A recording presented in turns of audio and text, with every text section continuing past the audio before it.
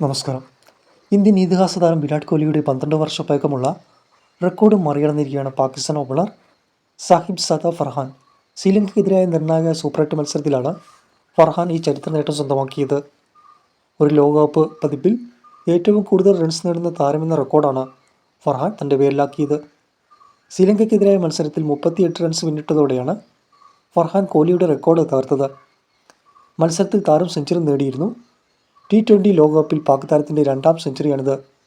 നബീമിയയ്ക്കെതിരെയാണ് ആദ്യ സെഞ്ചുറി. ഒരു ലോകകപ്പിൽ 2 സെഞ്ചുറികൾ നേടുന്ന ആദ്യ താരവും ഫർഹാൻ തന്നെ. 2014 ലോകകപ്പിൽ 6 മത്സരങ്ങളിൽ നിന്ന് വിരാട് കോഹ്ലി നേടിയത് 319 റൺസ് എന്ന റെക്കോർഡാണ് ഭയങ്കര. ഇതുവരെ 7 മത്സരത്തിൽ നിന്ന് 383 റൺസാണ് ഫർഹാൻ നേടിയത്.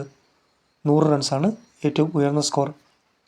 ഒരു ലോകകപ്പിൽ ഏറ്റവും കൂടുതൽ റൺസ് നേടിയ താരങ്ങളുടെ പട്ടിക ഇങ്ങനെയാണ്: സാഹിബ് സാദ ഫർഹാൻ 383 റൺസ്. രണ്ടാം സ്ഥാനത്ത് വിരാട് കോഹ്ലി 319 റൺസ്. മൂന്നാം സ്ഥാനത്ത് തിലകരത്ന ദിൽഷൻ 317 റൺസ്. നാലാം സ്ഥാനത്ത് ബാബർ അസം 303 റൺസ്. അഞ്ചാം സ്ഥാനത്ത് മഹേല ജയവർദ്ധന് 302 റൺസ് എന്നിങ്ങനെയാണ് പഴയ റെക്കോർഡുകൾ. ഇതൊക്കെയാണെങ്കിലും സാഹിബ് സാദ ഫർഹാൻ്റെ റെക്കോർഡ് സെഞ്ചുറിയും ശ്രീലങ്കയ്ക്കെതിരായ ത്രില്ലിംഗ് ജയവും പാകിസ്ഥാനെ രക്ഷിച്ചില്ല. T20 ലോകകപ്പിൽ സെമിഫൈനൽ കാണാതെ അവർ പുറത്തായിരിക്കുകയാണ്. 213 റൺസിൻ്റെ കൂറ്റൻ വിജയലക്ഷ്യമാണ് ലങ്കയ്ക്ക് പാകിസ്ഥാൻ നൽകിയത്. പക്ഷേ നെറ്റ് റൺ റേറ്റിൻ്റെ രണ്ടാം സ്ഥാനത്ത് ഫിനിഷ് ചെയ്ത് സെമിയിലെത്തണമെങ്കിൽ ശ്രീലങ്കയെ 147 റൺസിൽ പിടിച്ചു നിർത്തേണ്ടത് അവർക്ക് ആവശ്യമായിരുന്നു.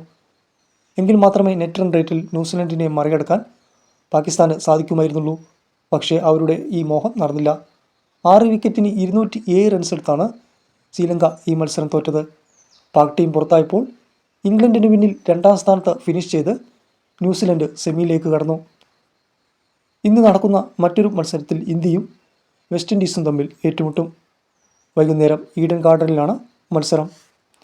ചാനൽ ലൈക്ക് ചെയ്യുക, അതിൽ തന്നെ സബ്സ്ക്രൈബ് ചെയ്ത് വയ്ക്കുക.